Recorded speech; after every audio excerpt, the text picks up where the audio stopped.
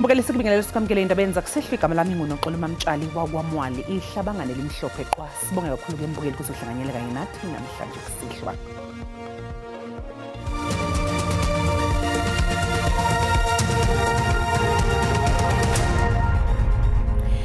iVatican siyimemezele ukuthi akasekho emhlabeni umholi webandla lamaRoma emhlabeni jikelele uPope Francis nobese neminyaka ngamashumi edla anhlamvana. Kulezi inyanga ezedluleke umbukeli uke wangeniswa esibhedlela ngenxa yesifo samaphaphu ebesikwenza kube nzima ukuba aphefumule. uFrancis waqokelwa kulesi sikhundla sokuhola leli bandla linamalungu abalelwa ku-1.4 billion ngoNdasa wango-2013. uPapa uFrancis oyindodana bokufika abasentaliyane wazalwa eArgentina ngomhla ziyi-17 kuZibandlela wango-1936. Waphuthula izifundo zakhe ze-humanities eChile wabe sephindela kwelase-Argentina nalapho athola iziqu zefilosofi. Phakathi kuka-1964 no-1965 wayefundisa ekolishi lasezweni lakubo. We are here today to say that we do not want this to become the new normal. We refuse to get used to this thing that tends to make humanity insensitive, causing a general hardening of the mentality. Jorge Mario Bergoglio waba umbishop omkhulu wase-Argentina ngo-1998 kanti kusukela kudala ubengumuntu ohlezi ephikisana nezimpi eziqubuka emazweni ahlukeneyo. A Palestina, a Israel. Think of Palestine, Israel, Myanmar, Kivu, South Sudan. There are so many countries at war. Please let us pray for peace. Kusukela eqokeni kwakhe njengopapa ngo-2013 wakubeka kwacaca ukuthi akahambisani nokukhishwa inyumbazane kwabantu abathandana ngokobulili obufanayo kuleli bandla. Condemning a person like that is a sin. uFrancis uchazwe abaningi njengomuntu obelwela amalungelo abantu. Hello. So good to see you. uPapa uFrancis uhlangane nephini likamengameli waseMelika uJD Vance izolo njengengxenye yephasika. Labaholi bebengaboni ngasolinye ngodaba lwabantu abafudukela kwamanye amazwe befuna amathuba angcono. uPapa uFrancis uvele isikhashana esidlangalaleni izolo ezobingelela amakholwa eSt Peter's Square. Kusenjalo ke baphawulile abaholi bezenkolo kanye nabezombusazwe badlulise amazwi enduduzo ngokudlula emhlabeni kaPapa uFrancis.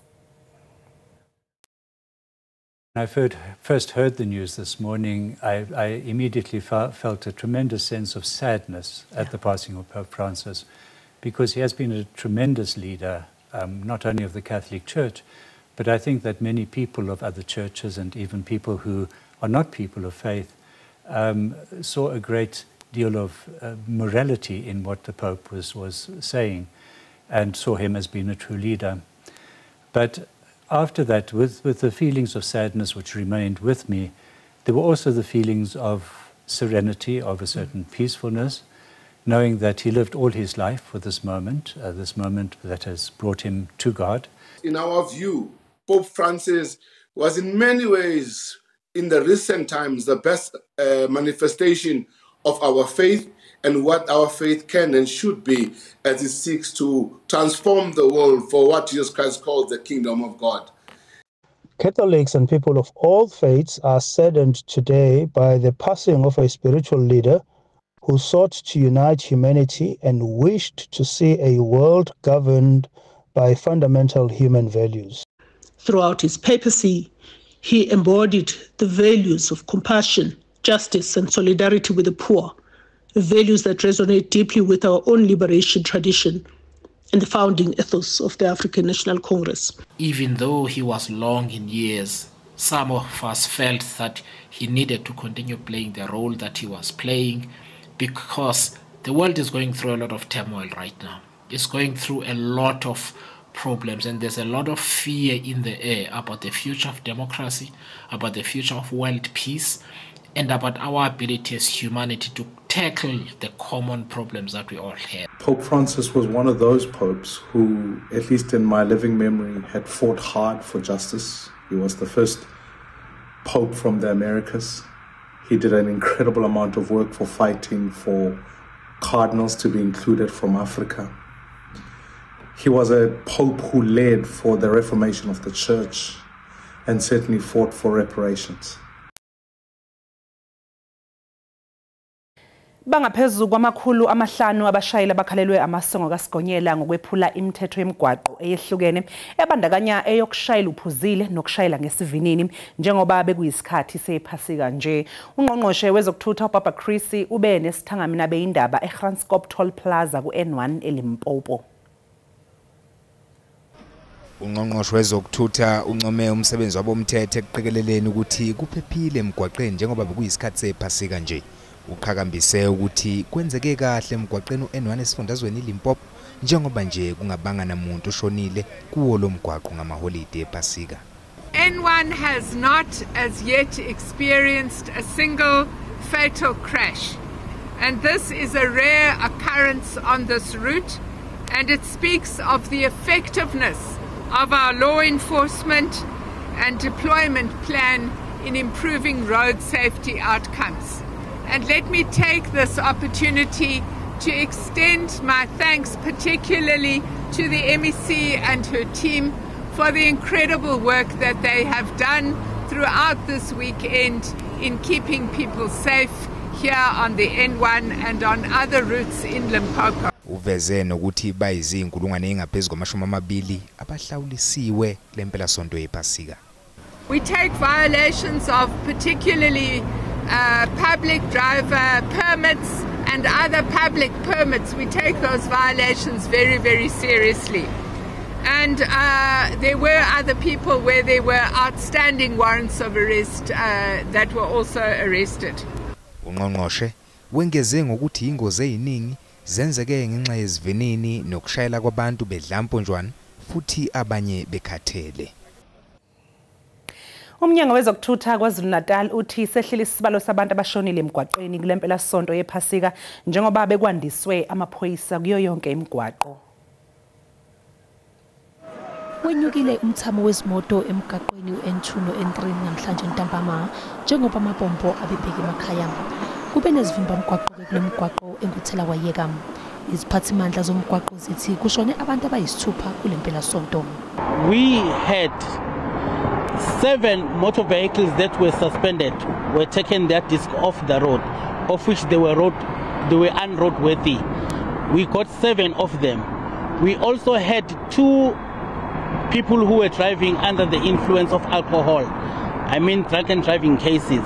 Also we had 1 fraudulent disc, and we had 2 public transport vehicles that were transporting passengers without a necessary valid operating licenses.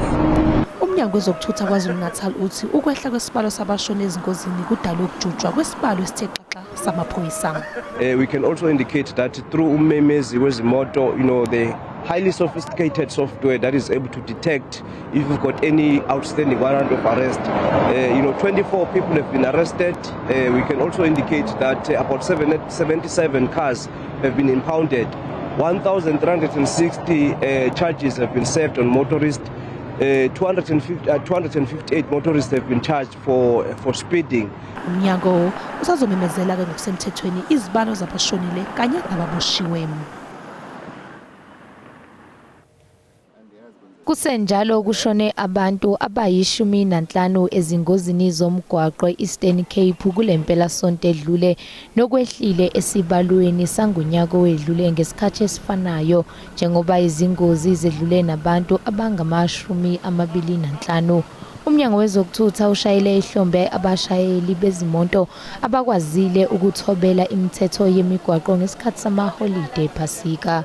We have to take our heads off to the majority of motorists in the province who have behaved themselves and ensure that they reach their destinations safely. And of course, commendation has got to go to the officers as well for their dedication. So we are fairly okay with how we have fared. Abashayeli kulesifundazwe baphawuleka nje. Whoever is driving a motor vehicle on a public road these days must not enjoy by taking liquor on a public road while he's still busy driving. It was very nice. We had a wonderful journey Yeah, so otherwise everything was okay. eLimpopo uphiko oluqapha imingcele luthi kuboshwa abantu abangaphezulu kwekhulu ebebezama ukweqa umngcele iBeit Bridge. Isikhulu salolu phiko besiyohlola ukusebenza kwalomngcele namhlanje. We are now actually sitting on the return leg in as far as our Easter operations are concerned. We fairly concluded the exit leg in as far as the implementation of our plan, and that was basically from Tuesday last week until into Thursday. So we've been able to implement that successfully. Lo mngcele kulindeleke ukuba uqhubeke nokuba matasa. Mbukeli sathi qu eyitolo kanti uma ngabe sibuya sokuphathela uWT. The constitution is clear, the land belongs to all who live in it, but here we are saying yes, but, and the but is the ticking of the boxes. Usotswebhu omkhulu we-MK Party ePhalamende uMzwanele Manyi uhole ithimba lamalungu eqembu ohambweni olugasele eKleinfontein ngasePitoli okuyindawo ehlala amabhunu kuphela.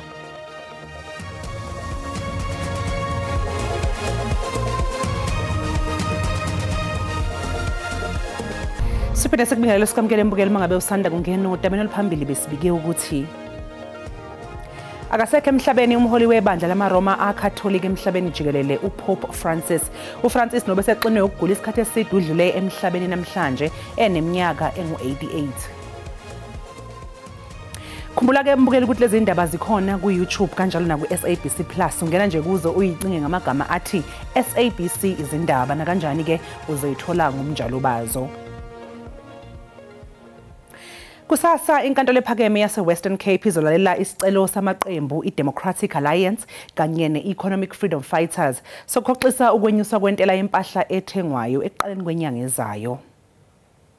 The Democratic Alliance's urgent court application to interdict the pending VAT increase will be heard in the Western Cape High Court on Tuesday, the 22nd of April 2025. The DS delegation of leadership will attend the court proceedings.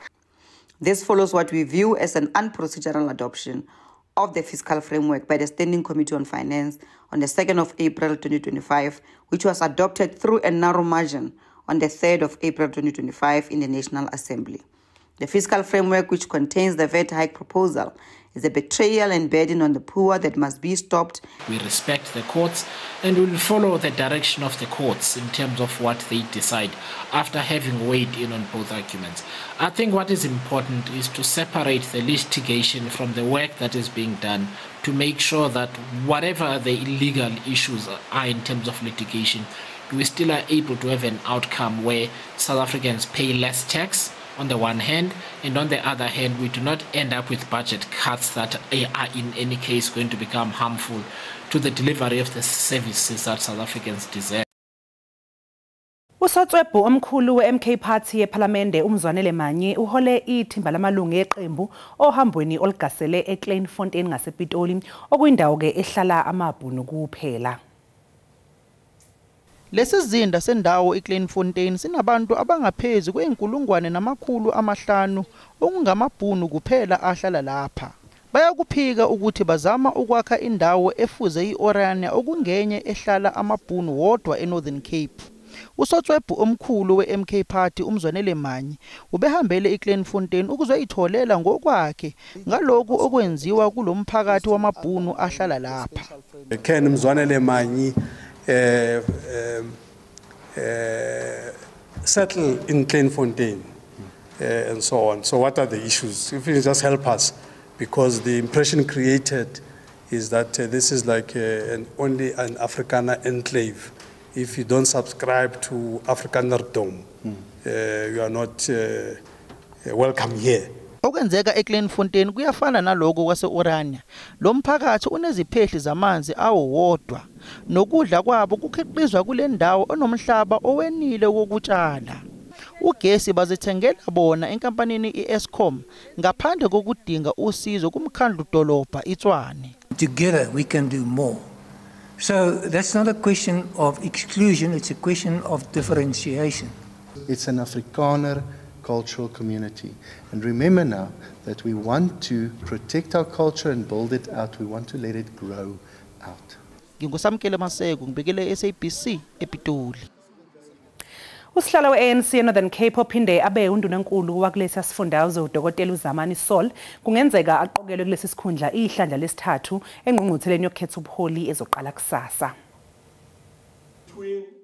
uZamani Sol wakhethwa okokuqala njengosihlalo ngaphandle kokuphiswa ngo-2017 waphinde wakhethwa nango-2021. Kulonyaka kubukeka sengathi umlando ungase uziphinde. I don't want to be so arrogant to say that there would be retention. Normally when you go to a provincial conference, branches nominate at the level of the branch, but then through the eye document of the ANC is saying that delegates come and attend, and delegates can influence one another, and they can also be influenced. Leli qembu libheke ukukhulisa isibalo samavoti alo kulesifundazwe okhethweni lohulumeni bezindawo ngo-2026. We used to speak about the social distance between us and our people, that you are unable to gain their trust if you don't interact with them on a regular basis, because you must win their confidence through the work that you are doing on the ground. Now that we've narrowed that space, we need to address service delivery issues. That's the reason why I say that the debates that will take place in commissions will be dominated by service delivery issues. Leli qembu lifuna ukubathatha bonke omasipala kulesifundazwe ngonyaka ozayo ukuze ligweme ukusebenzisana namanye amaqembu. Umhlahlo wesimo sezulu uzolandela emva kwekhefu.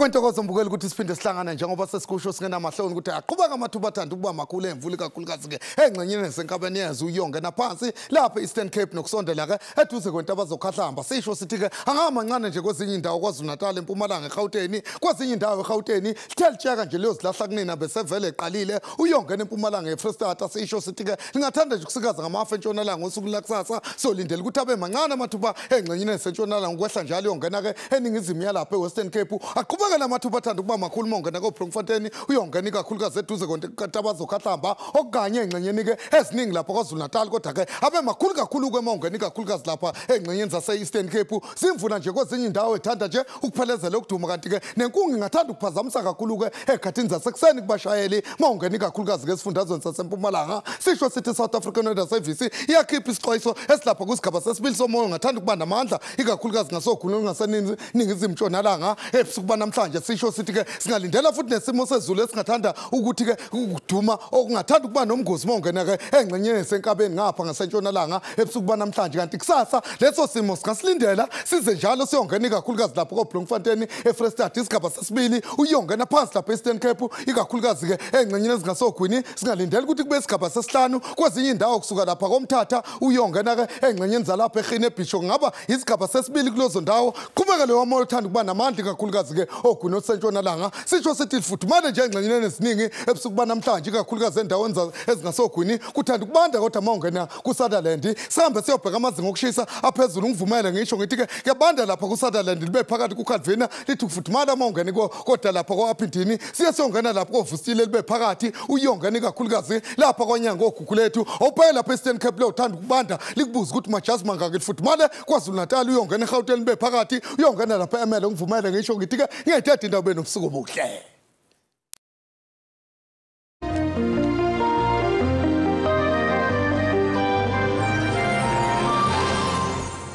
Mbukeli usale kahle.